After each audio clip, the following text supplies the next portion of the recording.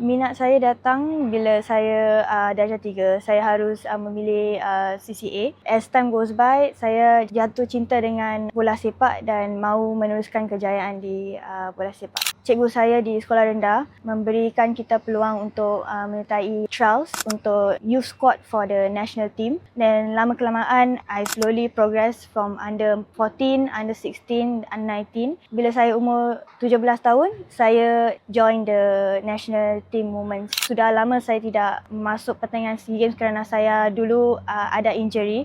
Saya tidak tahu jika saya boleh perform. Alhamdulillah, it went smoothly and the experience was amazing sebab the whole team was on board. The cabaran that we always face was ramai orang salah faham dengan perempuan bermain bola sepak.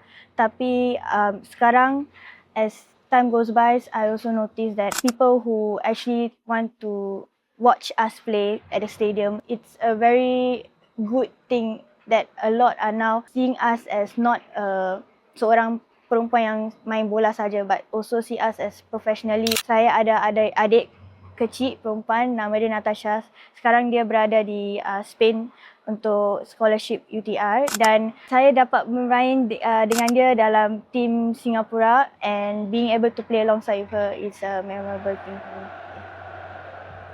Sejak kecil dulu, saya suka melihat movies. Saya selalu curious bagaimana behind the scenes was and how the movie is created. Jadi from there, my curiosity expand. Saya mahu membuat production house dengan kawan-kawan saya yang minat sekali. Dan juga sebagai atlet, saya punya goal is to play overseas. Come out of your comfort zone and don't be afraid and just keep going and go for it.